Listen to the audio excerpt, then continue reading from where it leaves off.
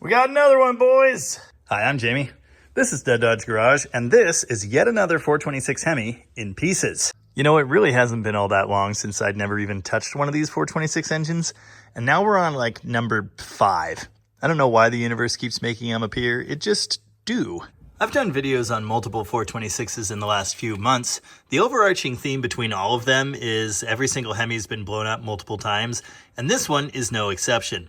In fact, I wasn't planning to do a video at all because, well, I hate to repeat myself and show you more of the same nonsense. However, I did find some very interesting things in this one that I thought warranted a close look. Yes, like every other 426 block, this one has had a hole in it. How do you like that weld job? If you're watching this video, I probably don't have to tell you that this is a second generation Hemi engine based on the RB block Chrysler was using in the 1960s. These things were manufactured in street Hemi form like this from 1966 until 1971. I believe there are approximately 11,000 factory installed street Hemis in cars. That's not a whole lot. There are way more street Hemis than that in circulation today because there have been aftermarket blocks and other parts available for decades, like almost since they were new actually. But this is a factory street Hemi block with a casting date of 1/1866. Tom Hergert recently picked up this engine at a swap meet, the Spring Fling meet in Van Nuys, California. Apparently, it was running in a car just a few short weeks ago. The owner replaced this engine with a date-correct engine for his car, and this one was surplus. I think he was considering a rebuild until he tore it down and found all the things I'm going to show you. This engine came essentially complete, but in pieces. It is missing the vast majority of the hardware. We don't have head bolts, intake bolts, or anything like that. And those valve covers were from our collection. They did not come with it. Heads, rockers, block, crankshaft, rods and pistons, factory type intake manifold, oil pan and pickup, windage tray, timing cover stuff, all kinds of goodies here. The vast majority of parts here are messed up in some way or another. There are a couple good ones. The intake, that's one, except for this. It looks like someone clearanced this engine for a giant aftermarket distributor with like a beaver. The factory shield on the bottom of the intake has been removed, but it's here. Okay, that's a pretty nice factory Hemi harmonic balancer. Factory Hemi engine mount brackets. Neat, although this one has been heavily modified. There's supposed to be extra bracing in here. It does make getting to the fasteners inside a nightmare. That may be why they did this. Here's what it's supposed to look like. As you can see, it's a lot more substantial. Big special Hemi oil pickup. This one has had some stuff jammed into it. 1969-ish Hemi oil pan. This one has obviously seen some things. Also, the baffle inside has been modified for pickup clearance for some reason. In past years, I'm told these pans were very valuable, but they're being reproduced now. Factory windage tray. Note whatever's going on there. Timing cover's nice. And the timing set with the Pentastar on it. That looks pretty good too. Recall all Hemis and all factory 446 barrels had the 3-bolt cam gear like this. Incidentally, it's not all that uncommon to see the 3-bolt pattern on aftermarket cams. This is a roller from Nuys I'm going to be putting in a 440 sometime soon, and it's got the 3-bolt gear. Oh, I guess we did get some hardware. A solitary plastic bag that says intake bottom plate bolts. Hey, don't elbow Hemi heads, it hurts. The last piece of hardware in the bin here before we get to the actually good stuff is this set of factory rocker arms. These are the earlier narrow pad style. I've actually never seen a set of these before. With all the little stuff out of the way, I want to show you the super fun, hilarious stuff. To do this, I've removed the cylinder heads, which I had just set in place on the block. This one looks pretty good. Nice chambers, a little bit of carbon, nothing horrible in here. I actually don't even see any of the typical cracks going from the intake valve seat over to the spark plug hole. Just about every single Hemi head I've ever looked at before had these. Apparently that comes from running them on nitro. So yeah, this head doesn't look too bad. Here we are looking at the other head. This is the first chamber and there's a little scrapey, scratchy thing. All right, this chamber actually looks pretty good. Just wait till you see the next one though. And remember, this engine was running recently. Yikes. What happened in here? I don't know, but it's bad. Clearly something was bouncing around in there. Maybe pieces of a piston at one time? I don't think it just happened. There wasn't any debris above the pistons that I saw. Well, this must have happened previously and someone decided to just run it. And the last one here's got a couple little scrapes, but not too bad. These are 1968 heads. They appeared to generally be in good original shape. It doesn't seem like they've been decked a ton or ported or machined to any great extent. Pretty bad, right? Well, hold on, because it actually gets worse. Look at the edge of this chamber and admire this shiny spot that looks like it's been hammered many, many times. Now keep looking down the head to this one. Same thing, although a little less. Same thing, although yeah, a little less. Mild shinies. This other non-ruined head does not seem to have any of that, just for the record. So, guess what made that mark? Top of a piston. That's pretty cool. Now you might be thinking little bits bouncing around in the chamber got caught between the piston and the cylinder head, and that's what left the mark, but that seems highly unlikely. This is the intake valve. It sits uphill. Any little debris would be more likely to gather down here. And as you can see from the pattern here, this is a hit that happened again and again and again. This piston is the ugliest one of the bunch. It is labeled number 8. Incidentally, this position on this cylinder head is labeled number 1, meaning these heads were flipped from side to side at some point. There were similar marks in all of the chambers on this head, which was installed on the even side, and there are similar marks on all of the even side pistons. It's worst at this end and least noticeable at this end. I've got these pistons laid out in that number order.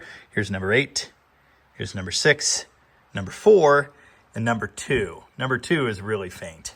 Obviously, the big question here is why? Why are these things touching? Well, I have a couple of ideas. First important detail, these chambers do always have this little flattened out edge here. Notice this is curved and then it straightens out and kind of points down toward the deck. I'm not exactly sure why that is, but it's something I've noticed before. This obviously is the area that's hitting that piston. Head gaskets fit better when you put them on the right way. I just always figured the word top meant, you know, top, but I guess it doesn't. Piston shape could certainly be part of the equation. These are JE pistons, of course, of a Street Hemi design, and notice they are very, very similar to this cleaned up original factory-sized Street Hemi piston. This block is a factory bore size. At least a couple people have been screaming at their television for a minute now that this is a cylinder head alignment issue. And yeah, I think it is. I mean, I had a cylinder head alignment issue on another 426 Hemi just like a week ago. There is that cylinder head set in place on the even side of the block. I've got it sitting on its back on the floor so we can just look straight up into the bore. Note all of the shiny, that is the deck of the head surrounding the chamber. And the entire thing is shifted outward, which means the intake valve is further this way than it should be. And so is that area of the chamber around it, which incidentally is right where the pistons were contacting. Now here's a look into number 8. Note, similar amount of overhang. It's interesting that the contact was worst back here, but it doesn't really seem like it's shifted over any further. I was curious, so I flipped that head over to the odd side where it was originally intended to be. The overhang is very similar. Maybe better, but definitely similar. Funny story, that dowel on the driver's side deck has been damaged since this thing was taken apart, and no head will drop down onto it anymore. Not even a head gasket. I'm only able to mock these heads up this way because they have the studs in place, so those will kind of hold them together. If those weren't there, these would just fall right off. Here's the head with the factory even numbers on it put onto the even side. It is a much better fit. Look at how nicely centered that is now. You can almost see a shiny ring all the way around. Now I actually had a comment about this in my last Hemi video when I tried to assemble the one I'm rebuilding next, and one of the heads would not fit on the deck. I did not try to flip them side for side during that video, and I probably should have. But these things are supposed to be reversible. They're supposed to be ambidextrous. It's interesting seeing the cylinders numbered from the factory. I don't know why they did that, but I can tell you on this engine, with them flipped the way they were numbered originally, they actually fit right. Now that we've learned all of that, I guess I can show you what I thought the culprit was. You see, this engine has been sleeved in all 8 cylinders back down to the factory size. You know, Hemi blocks don't exactly grow on trees, and again, these things get blown up repeatedly and bored again and again and again. And so seeing 1 or 2 sleeves, not all that uncommon. My race Hemi block has 2. This one has 8 to get it back down to that factory size. So my suspicion was that they hadn't centered their machining setup quite right, and the sleeves were ever so slightly off, but that does not seem to be the case. This seems to be a simple issue of cylinder head mounting and alignment. Now we could obviously tweak that alignment ever so slightly with offset dowels, and it may come to that, but again, with the heads flipped the right way, they kind of fit. We do still have a pretty serious issue in one chamber on one of these heads. I have no idea how that'll be dealt with. Interesting note, Factory Hemi bores have a notch right here. This is for unshrouding of the intake valve. You see, these chambers have the valve shifted this way ever so slightly for rocker arm and pushrod geometry reasons. That puts the intake valve right alongside the cylinder wall here. It doesn't touch. Obviously, we would see marks if it did, but the extra little clearance that the factory put here helps to unshroud that big giant intake valve so that it can work as effectively as possible. I recently learned that grinding on hardened exhaust valve seat inserts is a big no-no, and I suspect grinding on these sleeves is probably a no-no as well. You would be thinning out the wall there, and I would be concerned that that might allow the sleeve to deform or lose its press into the block. For that reason, I don't think you can put that back in there. There is a bunch of weird grinding here in the valley. I actually think some of this was done at the factory. It seems like every single one of these has had some grinding done. Of course, racers would want to come in here and get all of the flash out. Here's a look at that fantastic repair job again. This should be filled with epoxy and hidden, ideally. Oh, this actually was hidden by some kind of filler in the past. Somebody chipped it out to reveal that repair. You know, as broken Hemi blocks go, this really is minor.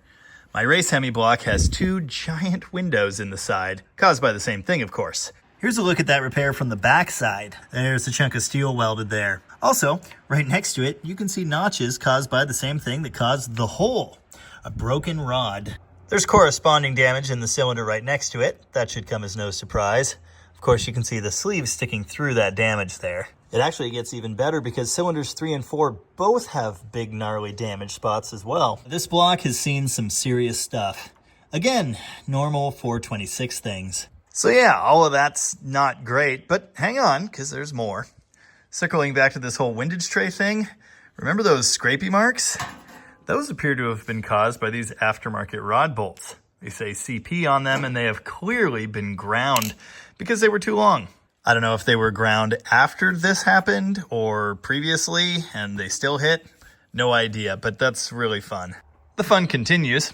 Look at this rod bearing. This is the worst one in there. It's a pretty crazy wear pattern. I don't exactly know what caused that, but I know it doesn't look good. There are several other rod bearings that look like this. Again, interesting pattern. I don't know if that's a piece of debris that came through the oil hole and got stuck there or what that is.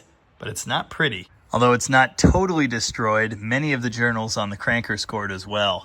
They don't look as bad as the bearings, but they don't look great. This would really need to be turned. And that is a problem because according to these markings, it's already at 30 under on the rods and 20 under on the mains. There's no meat left here to turn. So it needs a new crank. Oh yes, one more thing. This valve spring has an extra coil inside of the damper. Only this valve spring. It's pretty common to see those on high performance Hemis, but you know, you'd expect them to all have that. I don't know what it is with builders setting up valve springs wrong on these engines, but it seems to be a recurring theme. So that's what we've got here. It's a pile of parts that could, in theory, be a Hemi with a different crank and some new bearings and rings and either a set of pistons or those ones cleaned up and the heads flipped the way they should be and the one horribly ruined chamber addressed. So maybe I'm building 3 426s this year. I don't know why, I'm just not excited about this one. I don't know if there are any useful lessons to take away from this. You know, scrutinize every piece of an engine you're thinking about putting together. That's always a good one. Hemis are always broken and expensive and silly. Can you imagine the noise this must have made? Or the noise of 4 of the pistons slamming into the head? Or the noise of rod bolts scraping on this? This ran, like not long ago. Well, hopefully you enjoyed that anyway. Look forward to us eventually piecing yet another Hemi together out of leftover racer garbage. We do now have a set of the special conversion mounts to put these engines up on our run stand, the Mopar No Kart, so we're definitely going to be making 426 sounds sometime in the near future here. Until then, as ever, thanks for watching. And remember, there's no such thing as a cheap Hemi.